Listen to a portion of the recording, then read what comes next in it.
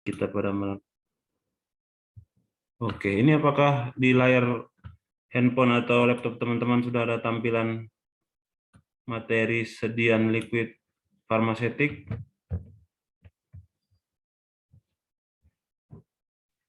Apakah sudah muncul teman-teman? Sudah ya, nanti nggak apa-apa nyalain mic-nya. Jadi mungkin kemarin kita sudah mempelajari ya terkait apa saja kegiatan dari tenaga kefarmasian, dalam hal ini tenaga teknis kefarmasian dan juga apoteker atau farmasi klinis ya, berdasarkan Permenkes nomor berapa kemarin Mbak Ivana tentang standar pelayanan kefarmasian di rumah sakit? Halo?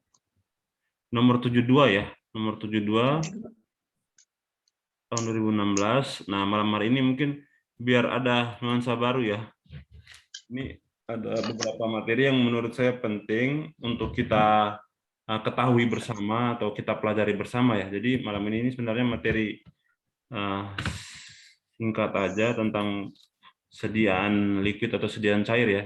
Ini sih sebenarnya materi kuliah dari rekan saya di Poltekkes Gorontalo, tapi ini bisa kita jadikan sebagai bahan pembelajaran ya.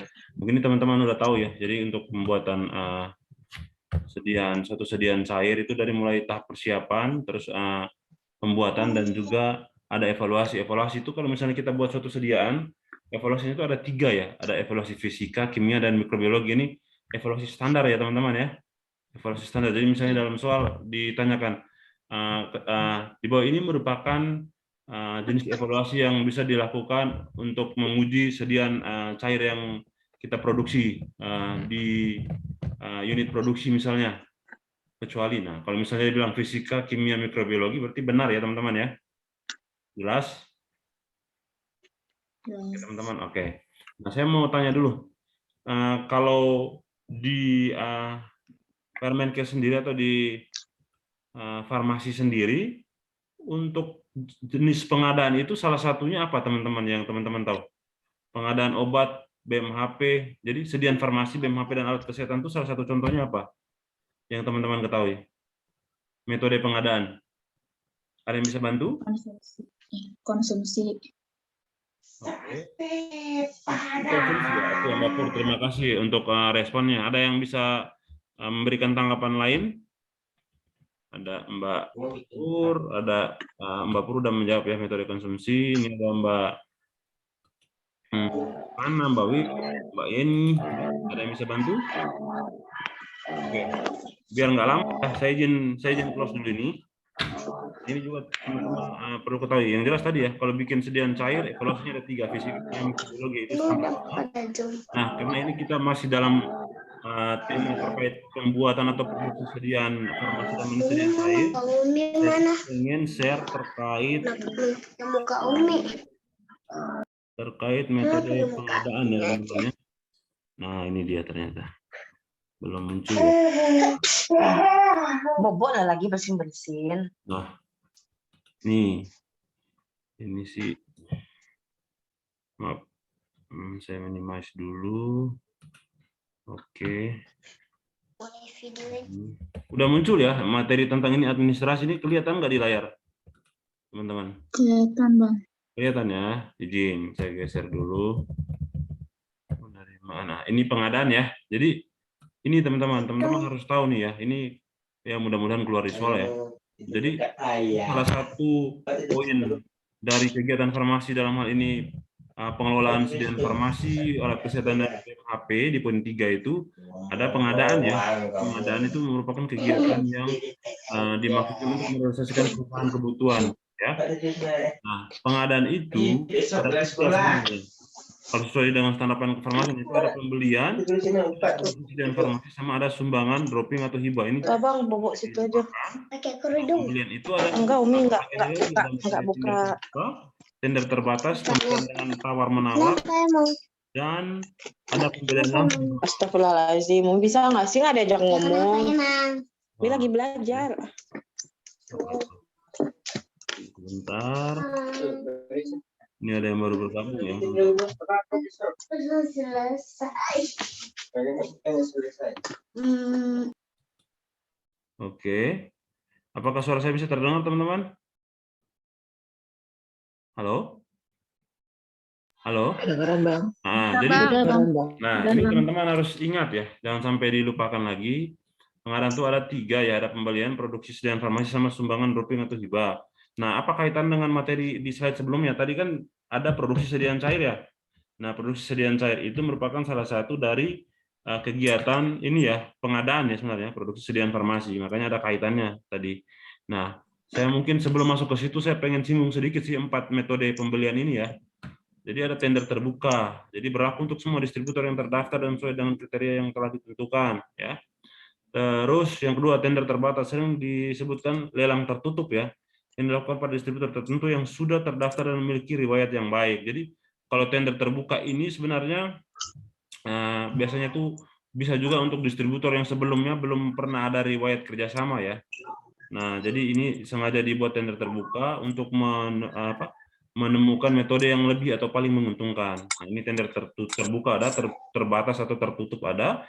Kemudian pembelian tawar-menawar itu dilakukan bila item tidak penting atau tidak banyak dan biasanya dilakukan pendekatan langsung untuk item tertentu. Nah, kemudian ada pembelian langsung. Ini pembelian jumlah kecil perlu segera tersedia harga tertentu relatif agak lebih mahal. Jadi kayak misalnya nih Kencana ya, Kencana obat kosong misalnya. Mohon maaf ya sebut ini lagi institusi lagi. Jadi salah satu rumah sakit VIP misalnya kan, farmasinya emang dia pelayanannya pasien umum, obat kosong kan. Di antara metode ini apa yang bisa dia pilih gitu kan. Misalnya A, tender terbuka, B, tender tertutup atau terbatas, C, pembelian dengan tawar-menawar, atau D, pembelian langsung. Sementara ini pasien udah nunggu pasien umum. Jawabannya apa teman-teman? Pembelian langsung. Nah, pembelian langsung ya. Jadi itu sekedar informasi tambahan yang teman-teman perlu ketahui. Saya lanjut atau saya kembali ke slide sebelumnya ya. Slide sebelumnya tadi mana nih? Izin, sabar. Nah, ya teman-teman, sebentar. Nah, oke, sudah muncul di layar? Udah. Udah ya. Udah. Izin dulu untuk gedein. Ya, kok nggak bisa ya?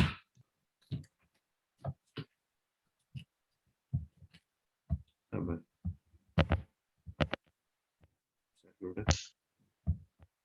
Mau dia teman-teman. Ini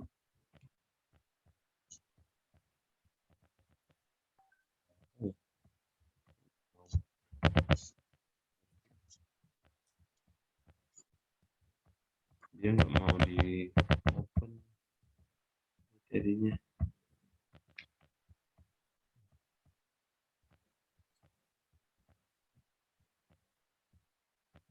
Ini materinya malah nggak bisa saya buka. Oke,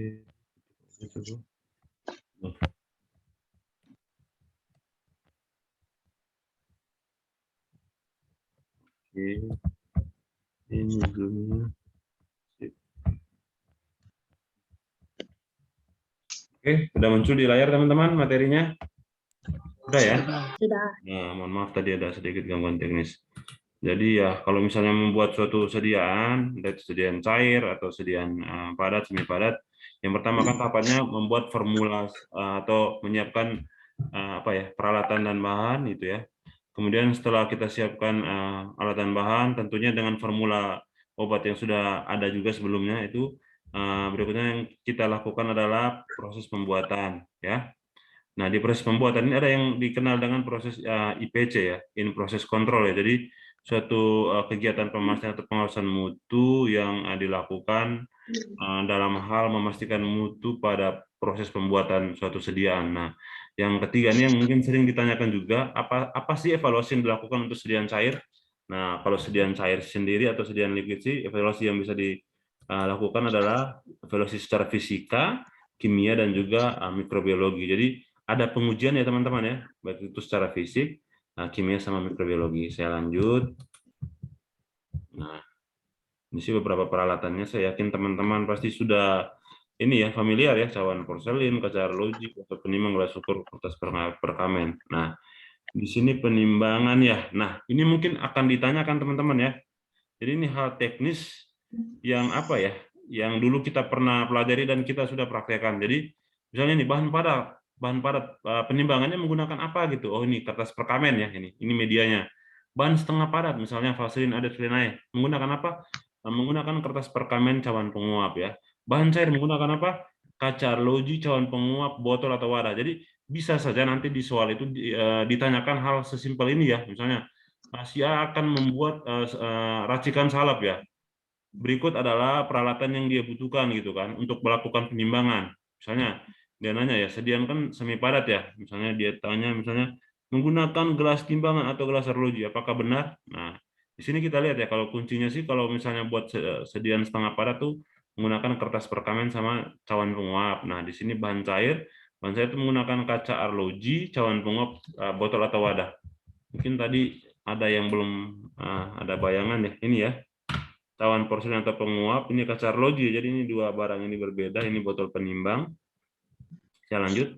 Nah, bahan cair menggunakan ini tiga peralatan ini. Terus bahan cair kental, misalnya ekstrak belladonna atau ekstrak hyoscyamine ya, itu menggunakan kertas perkamen. Jadi ekstrak itu menggunakan kertas perkamen. Kemudian iktiol ini menggunakan menggunakan kertas perkamen yang sebelumnya dibasahi dengan parafin cair atau vaselin ya.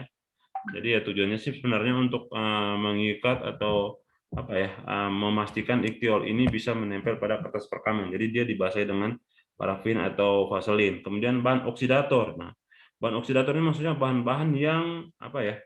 Yang mudah teroksidasi ya atau yang bisa mengoksidasi bahan lainnya. Jadi ini menggunakan gelas timbang atau gelas arloji ya teman-teman ya yang dapat ditutup. Jadi kuncinya kalau di oksidator kan dia mudah sekali teroksidasi ya. Kalau misalnya dibiarkan terbuka, misalnya nih kalium permanganat ya, iodin, terus argentin nitrat atau argentum nitrat ya, argentin nitras nih tulisan atau nama lainnya. Jelas ya teman-teman ya, saya izin lanjutkan. Saya nggak bahas terlalu panjang ya. Berikut ini terkait istilah-istilah Latin ya. Mungkin teman-teman juga sudah familiar. Di pertemuan sebelumnya kita sudah bahas juga ya, kayak DD, DTD gitu ya. Kemudian PRN gitu. Itu teman-teman harapannya sih tidak boleh lupa ya. Kayak kemarin ada pertanyaan kayak gini teman-teman. Pada suatu resep gitu dituliskan aturan pakainya paracetamol PRN ya. PRN ini merupakan bagian dari resep yang masuk dalam kategori atau keterangan A, dosis, B, aturan pakai, C, waktu pemakaian, D, cara aturan pakai, dosis, kemudian D, expire date gitu. Ada yang bisa bantu? PRN itu apakah dia dosis, apakah dia aturan pakai, apakah dia expired date, atau BUD? Ada yang bisa jawab? Ada yang bisa kasih pendapat? Dosis. Ada yang bilang dosis, ada yang bilang aturan pakai ya. Oke. Nah, sebenarnya sih jawaban tepatnya tuh PRN itu pro renata ya. Bila perlu ya. Bila perlu itu masuk dalam kategori aturan pakai, teman-teman. Saya lanjut ya. Di sini ada daftar atau tabel singkatan dan kepanjangan serta arti ya di sini. Mungkin saya baca satu persatu secara cepat ya, teman-teman. Nanti kalau misalnya mau bisa dicatat. Ini aplik ya, kepanjangannya aplikator digunakan. Terus ini aki ya, aki saknya aqua sakharata air steril atau aqua apa ya? Air steril itu kita apa kemarin? Aqua bis ya, yes ya. Nah, atau kalau di pelayanan farmasi maka kita tahunya WFI ya teman-teman ya. Kemudian auris tilai ini tetes telinga. Kemudian BDDC ini bis dedie. Kalau BDD kan teman-teman pasti tahu lah ya. Bis dedie atau 2 kali sehari. Nah ada C-nya. Ini C-nya kan cochlear ya. Kalau ada CTH artinya apa? CTH? Sendok teh. Nah, cochlear T ya. Terus datalis dosis ini diberikan sesuai takaran dosis. Nah, mungkin teman-teman kemarin bisa mengingat kembali ya, saya sempat share soal di mana ada resep, kemudian di situ ada list obat yang diracik tanpa menggunakan DTD, teman-teman ya. Ya kan? Kalau menggunakan DTD berarti pengambilan bahannya bagaimana? Ada yang bisa bantu? Kita review Dikalikan kembali. dulu. Dikalikan dengan? Dikalikan dengan jumlah berapa yang diminta. Jumlah berapa yang Misalnya nih, paracetamol 50 mg, numero 10. Berarti yang diambil berapa? Bang, ulangin Bang. Misalnya nih, paracetamol 50 mg kan? Nah, Miskefaktor DTD numero 10. Berarti yang diambil berapa? 1 tablet.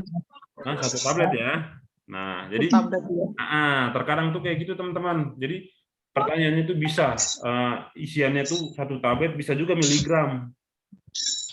Jadi misalnya nih, 50 mg dia akan dibuat 8 bungkus misalnya kan. 80 kali 50 berapa? 4.000 teman-teman ya. 4.000. Nah, 4.000 itu berapa tablet? Bisa tanya kayak gitu juga. 4.000 berapa tablet yang diambil? 8. 8. Nah, gitu ya. 8. Oke, dapatnya dari 4.000 bagi 500. 500. Oke, kita lanjut. Ini ada exud ini kepanjangannya extendum, artinya untuk dipakai di luar ya.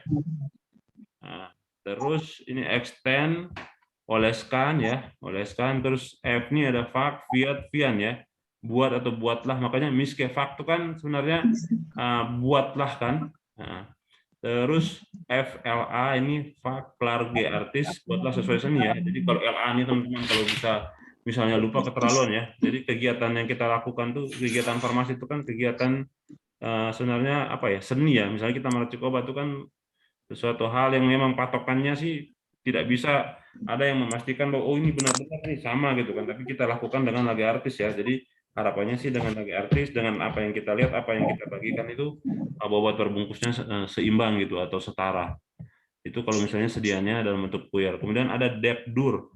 Depdur ini ada kepanjangannya Febri Durante sewaktu malam, atau ada juga tuh istilah omni nocte ya teman-teman ya, ON ya. Ada yang tahu kepanjangannya apa? Omni setiap. Terus Nocte malam ya teman-teman. Malam. Ya. Nah, kalau omni vespere? Setiap vespere sore ya? Sore. Nah, omni mane pagi ya. Jadi kalau omni mane vespere berarti setiap pagi dan juga sore. Setiap sore. Nah, oke. Terus di sini ada iter ya. Iter ini kepanjangannya literatur atau iteratio ya. Itu maksudnya diulang atau ulangan. Teman-teman kan biasa dapat resep ya. ITER 2 kali gitu kan, ITER 3 kali, apalagi teman-teman yang di unit pelayanan pasien VIP ya, sering sekali, atau di rawat jalan yang melayani pasien penyakit dalam atau pasien dengan penyakit jantung gitu ya, sering sekali. Nah, terkait ITER ini, mungkin saya mengajak teman-teman untuk membayangkan ya, misalnya nih ada pertanyaan muncul, misalnya ada resep pasien dia tuh diresepkan obat inilah misalnya obat ARV ya, ARV misalnya dia dapat tenofovir sama lamivudin ya. Terus di situ dokternya tulis ITER 3 kali. Nah, ITER 3 kali. Pertanyaannya, pasien ini kalau misalnya ITER-nya 3 kali, total diambil obatnya tuh berapa kali?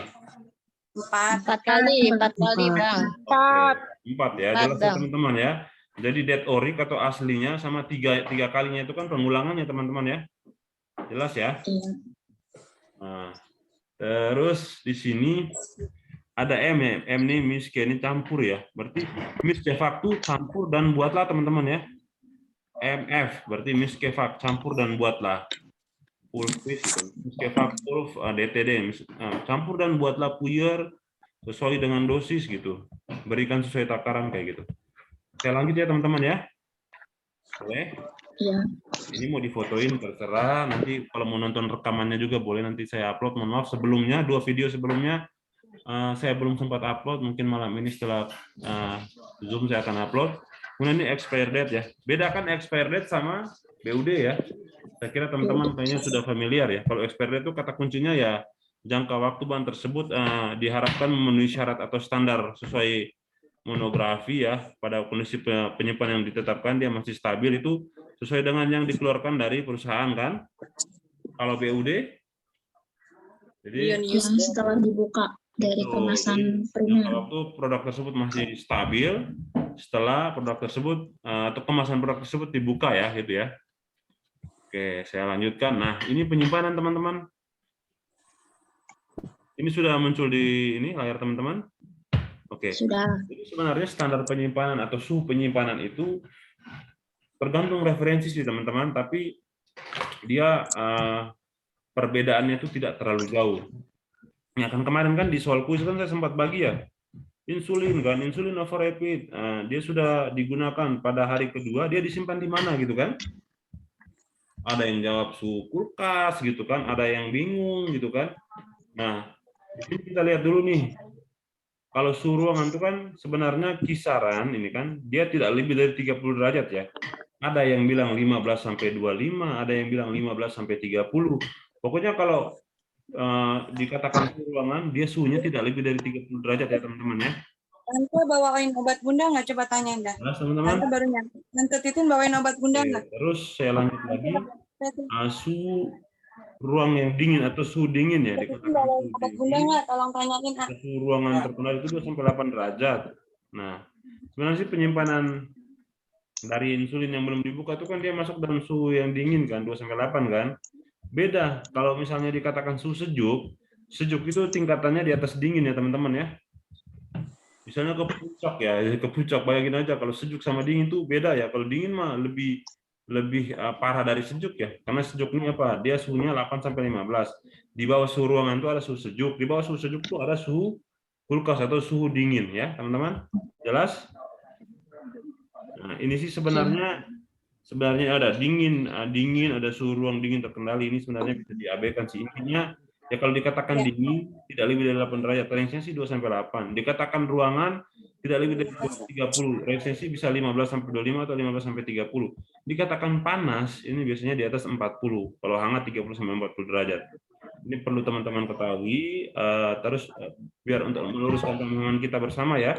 Kalau pembeku itu biasanya di bawah 0 derajat ya teman-teman ya. Ini di sini sih dia standarnya -5 sampai -10. Pertanyaannya nih. Mana yang lebih dingin, -25 atau -10? -10.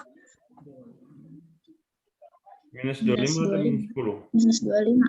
-25. Ya, jadi bayangin aja nih, kalau ini kita tarik garis ya, yang dekat dengan 0 itu -10 atau -25?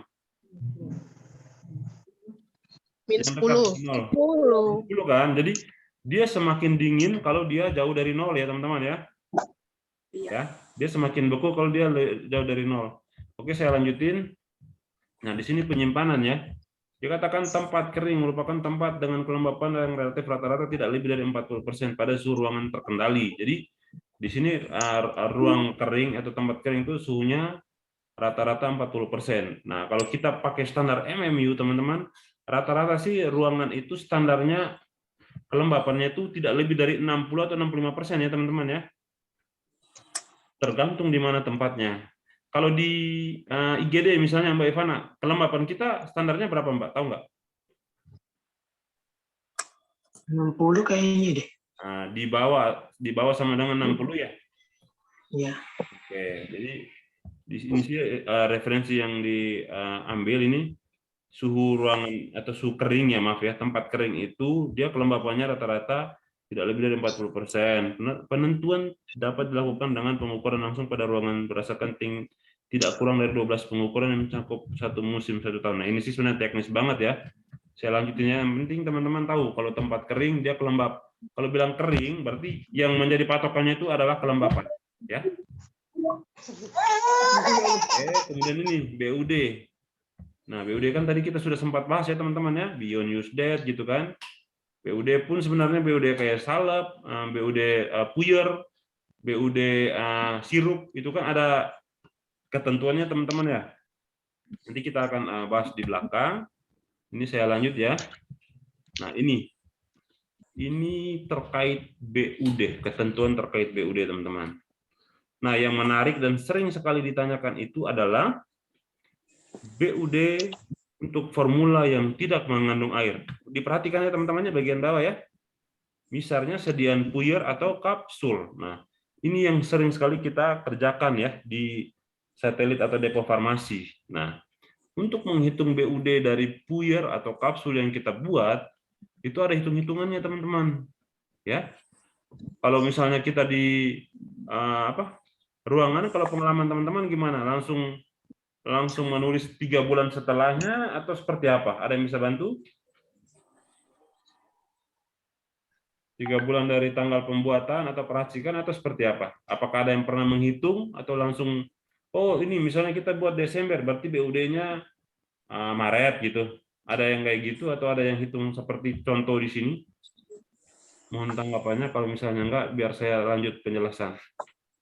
Oh, ini 10 Enggak, menit langsung lagi. aja. Langsung bulan. Langsung aja ya, baik. Ini mungkin 10 menit lagi linknya ke close otomatis ya teman-teman. Soalnya ini gratisan, nanti saya bikin link baru, saya kirim ke grup. Nah, di sini BUD tidak lebih dari 25% ya teman-teman untuk sediaan puyer atau kapsul atau yang tidak mengandung air. Nah, waktu yang tersisa dari masing-masing obat hingga kedaluarsa atau 6 bulan dipilih yang lebih singkat. Nah, ini contoh ya, ini contohnya teman-teman. Obat merek X diracik pada bulan Desember 2013. Obat yaitu Desember 2013 teman-teman. Maka perhitungan BUD-nya adalah, nah ini ya, dia di bulan itu, tapi dia juga diracik di bulan itu teman-teman. Ini obat merek X pada bulan Desember 2013, obat yaitu Desember 2013. Sebenarnya sih di sini, ini sebenarnya ini penyelesaian ini kayaknya dia apa ya? Mungkin dia hitungnya ini 2014 nih teman-teman, makanya dia kali 12 bulan ya. Kalau ini teman-teman jangan lihat bawahnya nih, jangan lihat dulu bawahnya. Kalau pakai soal ini, dia di 2013 Desember. Maka BUD-nya kapan teman-teman? Pertanyaan saya. Coba pakai logika. Bulan 6. Nah, obat merek X ya diracik pada bulan Desember 2013. Ternyata obat misalnya paracetamol tablet ya. Dia nya nih Desember 2022. Kemudian teman-teman racik di Desember 2022 tanggal 2 misalnya. Nah, kira-kira BUD-nya teman-teman kasih sampai kapan? Maret. Juni 2024. 2014. Bulan berapa, Mbak? Maret 2014 ya. Nah, enggak. Gini ya, sabar.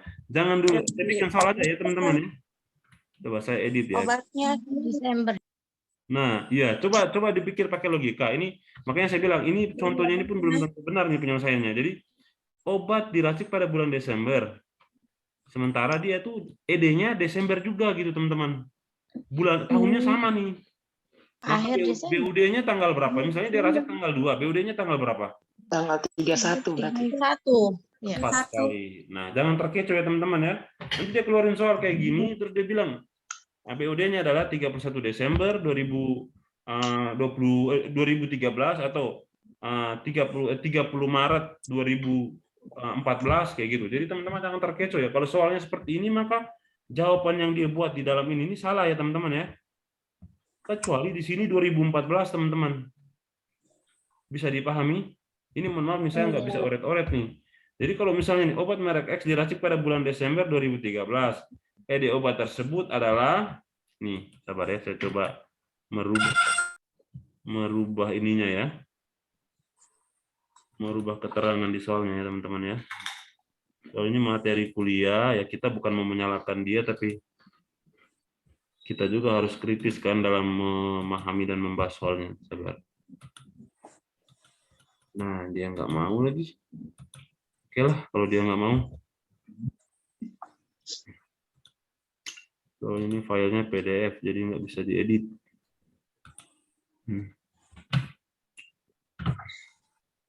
Jadi coba teman-teman tulis dulu soal ya. Obat amoxicillin tablet, boleh nulis, mau ketik di HP juga boleh, kalau ada kertas pulpen ditulis, obat merek amoxicillin diracik pada bulan Desember tahun 2022. Jadi tanggal 1 Desember 2022. Oke, teman-teman. Obat tersebut adalah Desember 2024. Oke. Tadi kan diracik di tahun 2022 Desember, ED-nya Desember 2024. Maka BUD-nya adalah, tanda tanya dulu ya, ini karena mau mati ya. Kata kuncinya gini teman-teman, rumusnya 25% dikali sisa waktu dari obat tersebut akan kadaluarsa. Jadi dihitung tahun pembuat bulan dan tahun pembuatannya sekarang dengan jarak atau selisihnya dengan ED yang seharusnya. Ya teman-teman ya, itu dikali 25%. Nah, kalau misalnya hasilnya tersebut ya, hasilnya tersebut itu di atas 3 bulan, maka BUD-nya dibulatkan aja jadinya 3 bulan. Kalau di bawah 3 bulan, di range 1 sampai 3 bulan, maka hitung tanggalnya tanggal berapa. Ini kan udah mau mati, ininya 4 menit lagi. Coba teman-teman kerjain dulu ya. Coba deh hitung selisih bulannya itu dari 2022 sampai 2024 itu ada berapa bulan? Maaf. Dikali 25% dapatnya berapa? Ada yang bisa jawab langsung atau nunggu dulu? Ini waktunya tinggal 4 menit lagi. Maret 2024. Maret 2024. itu jawabannya Kak Ivana ya. Oke, ada yang punya jawaban lain?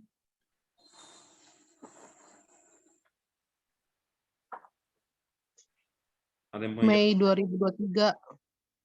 Mei 2023. Ada yang punya jawaban lain lagi, teman-teman? Juni 2023.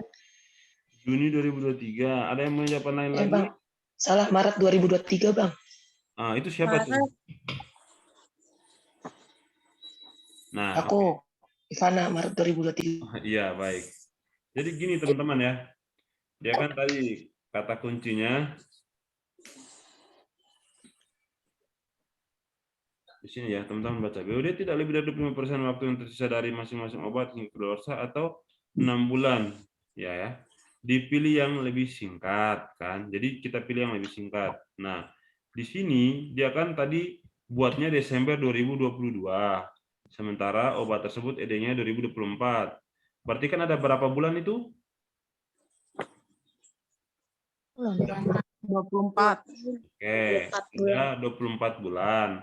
Nah, 24 ini dikali dengan berapa? 25% ya, teman-teman. 25% kali 24? 6 bulan. 6 bulan. 6 bulan ya. Nah, dia ketentuannya di sini nih dia bilang ya.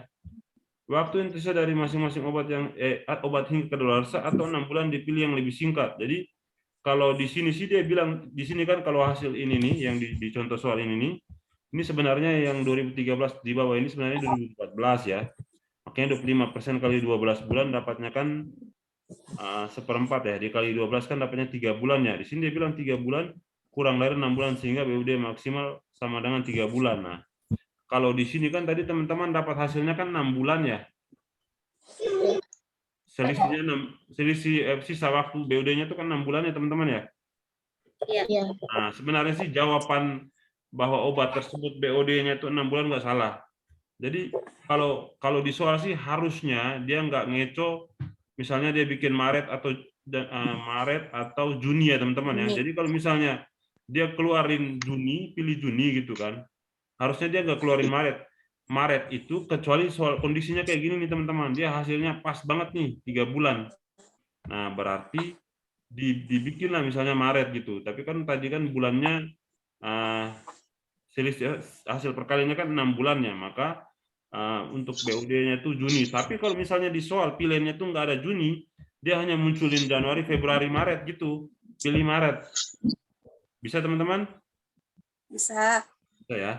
Aku lanjut ya. Di sini ada formulasi cair semi padat dermal yang mengandung air ya teman-teman ya. Misalnya salep, krim, gel, pasta, losio. Ini sih secara umum ya. Kecuali jadi BUD itu kalau tidak ada informasi dari produsennya yang tertera pada label obat, maka kita hitung atau kita sesuaikan dengan standar yang ada. Tapi kalau udah ada, maka kita ikuti yang sudah ada. Jelas ya teman-teman ya. Misalnya nih, berikut adalah dia tunjukin gambar sukralfat gitu, terus dia bilang di situ stabil 3 hari setelah dibuka. Nah, terus teman-teman jangan sampai terkecoh kan, rata-rata sirup kan 6 bulan ya gitu ya. Katanya ya. sirup yang tidak mengandung air kan 6 bulan ya teman-teman ya. Iya. Nah, Iya. misalnya sukrafat. Sukrafat kalau misalnya standarnya emang secara teori 6 bulan, tapi di kemasan tersebut ditulis 3 hari, jawaban untuk BUD-nya 3 hari atau 6 bulan yang teman-teman pilih? 3 hari. 3 hari ya. Jadi kita ngikut patokan kita sih. Pertama itu emang harus dari keterangan pada label. Kalau nggak ada itu baru kita ikut tadi standar. Kalau sediaan cair yang kandungannya bukan air itu 6 bulan. Nah, ini BUD untuk sediaan semi padat di sini dikatakan tidak lebih dari 30 hari ya teman-teman ya, kayak salep, krim kayak gitu tuh penggunaannya BUD-nya itu tidak lebih dari 30 hari setelah dibuka. Nah, ini sirup ya, sirup yang mengandung air. Ini kan contohnya